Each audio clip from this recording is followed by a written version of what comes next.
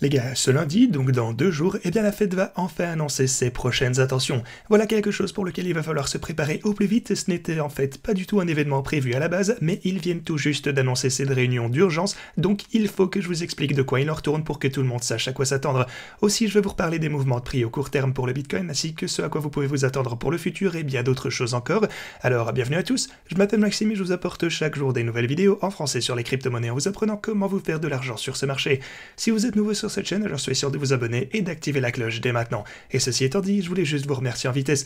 Merci à tous ceux qui nous ont contactés en DM et même dans les commentaires pour nous remercier des conseils sur les bots ainsi que de vous avoir prévenu pour la volatilité qu'on devait voir hier. Vous vous souvenez certainement que j'ai publié quelques vidéos pour tenter de vous préparer à la volatilité qui arrivait ce vendredi dernier. Et ouais, en gros, simplement pour vous prévenir du mouvement de 4 milliards de dollars qui devait arriver. On parlait de ça dans cette vidéo, donc ici. Ensuite, je vous avais également fait savoir que même si on pouvait remonter à la suite de cet événement, eh bien, ça pouvait toujours représenter un piège et qu'on pouvait donc se faire rejeter par ma boîte orange, ce dont je vous reparlais donc dans la vidéo d'hier. Mais alors, où en sommes-nous actuellement? On va faire un point sur le marché, à quoi peut-on s'attendre à partir d'ici?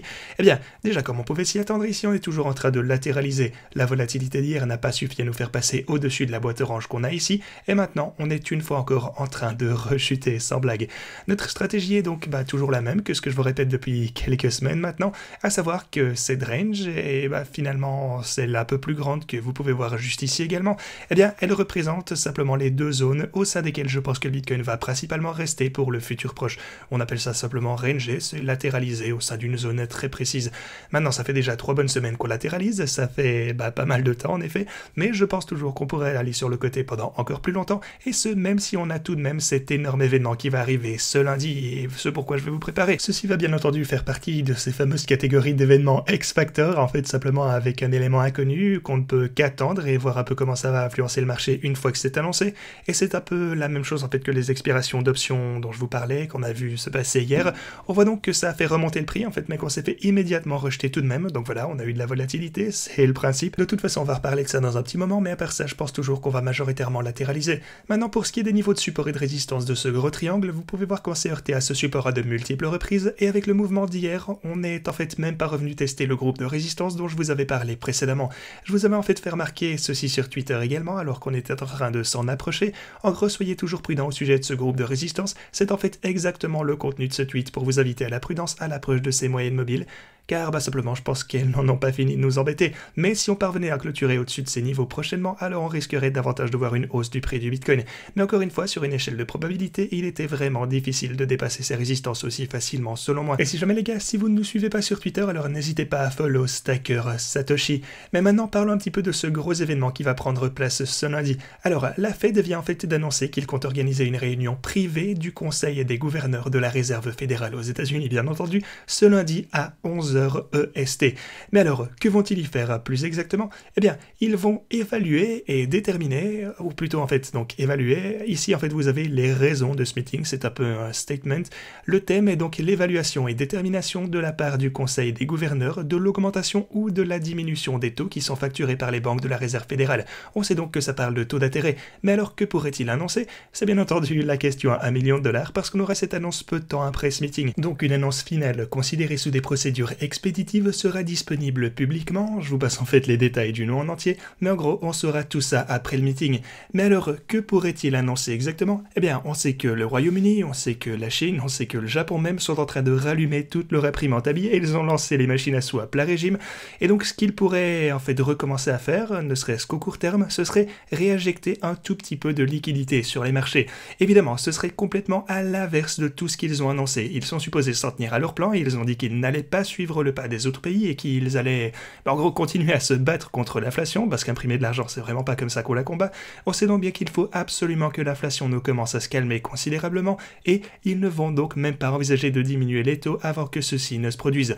Donc je ne pense vraiment pas que... Et attention, enfin ici pour le coup je m'en tiens simplement à ce qu'ils ont déclaré dernièrement, mais selon leur déclaration je ne pense pas qu'ils vont ne serait-ce qu'envisager le fait d'injecter plus d'argent dans le système, que ce soit même pour le court terme, car ça va vraiment à l'encontre de la stratégie qu'ils viennent de adopter. Maintenant, est-ce qu'ils pourraient totalement ignorer leur propre plan pour essayer de sauver les meubles au court terme? Bien sûr que oui, c'est ce qu'ils ont même pas mal fait par le passé.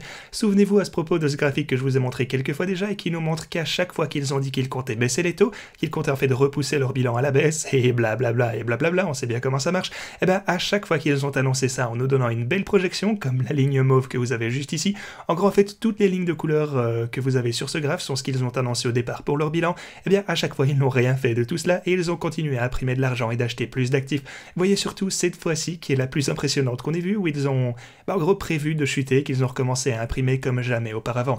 Maintenant, cette fois, c'est sûr, l'inflation est hors de contrôle, on sait qu'au fil de l'histoire ils n'ont pas toujours respecté ce qu'ils avaient déclaré, mais cette fois la différence c'est que la situation est bien plus critique que précédemment. Ici, ils peuvent pas vraiment ignorer l'inflation, donc voilà, sur une échelle de probabilité, je pense que, et encore une fois, je pars simplement du principe qu'ils vont respecter ce qu'ils ont annoncé, eh bien, ils devraient certainement tenir leur parole cette fois. Le truc, c'est que cette fois, ils perdraient toute crédibilité s'ils ne le faisaient pas et qu'ils imprimaient encore plus d'argent, mais alors quel serait un autre élément? Eh bien, si on surveille aussi de près l'inflation de base, et visiblement, elle ne va pas en s'améliorant, eh ben, ouais, c'est en train d'empirer, vous avez ces données qui ont été publiées il y a quelques jours seulement, et voilà peut-être la raison pour laquelle ils ont prévu ce meeting d'urgence. Peut-être qu'ils vont cette fois annoncer une augmentation de, je sais pas, 0,25 points de base, ce serait, enfin plutôt 25 points de base, donc 0,25%, mais est-ce que c'est plausible? Eh ben on n'en sait rien, pour le coup, je ne pense pas de toute façon qu'on va avoir de bonnes nouvelles quoi qu'il en soit qui vont ressortir de cette réunion, simplement parce que les nouvelles macroéconomiques ne sont pas bonnes, donc encore une fois, soyez attentifs à tout ceci. Pour ce lundi les gars, il faut qu'on se prépare dès maintenant. En ce qui me concerne, j'ai toujours tous ces bots de trading qui travaillent ici en se faisant toujours plus de profit. Ici vous voyez que ceci est en positif de 5% pour commencer en l'espace de 2 jours seulement, c'est pas mal. On a ça en positif de 11% et voilà, en gros pour ceux qui sont en train de shorter à partir de cette résistance, c'est cool, ils sont en train de trader cette latéralisation exactement comme je souhaitais le faire, donc en gros bah tout va pour le mieux. Si jamais vous voulez paramétrer un bot par vous-même, alors je vous invite à regarder ma vidéo d'hier où je vous explique tout ceci en détail. Et bien sûr, si vous voulez vous inscrire sur OKX, vous serez en mesure d'obtenir jusque 10 000 $ en bonus. Vous pourrez en plus de ça aller rejoindre notre compétition de trading qui va commencer d'ici quelques jours seulement. Et pour venir vous mesurer à nous, il vous faudra un compte OKX, alors cliquez sur ce lien, cliquez sur rejoindre et transférez au moins 50 $ sur votre compte de trading. On vous réserve des prix de malade au cours de cette compétition et les gagnants pourront même rejoindre un groupe VIP avec les meilleurs traders du monde entier, ainsi qu'un accès direct à la team Satoshi Stacker.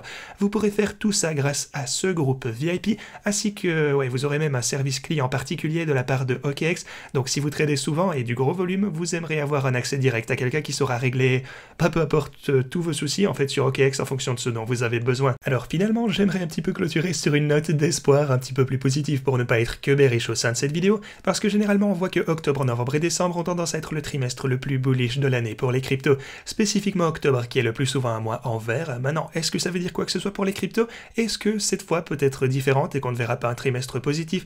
Est-ce qu'on n'aura pas un octobre avec des gains intéressants? Eh bien seul l'avenir nous le dira les gars, mais espérons que ça se passe bien. Ce lundi on a toujours cet inconnu qui plane comme une menace, mais je continuerai de vous en parler à l'approche de cet événement, alors assurez-vous de vous abonner et d'activer la cloche au plus vite pour ne rien manquer. Je vous partagerai aussi mes pensées prochainement, que ce soit à l'approche, mais même après ce meeting. Quoi qu'il en soit, on n'a pas fini de parler de toutes ces informations, ainsi que leur impact une fois qu'on saura de quoi il en retourne.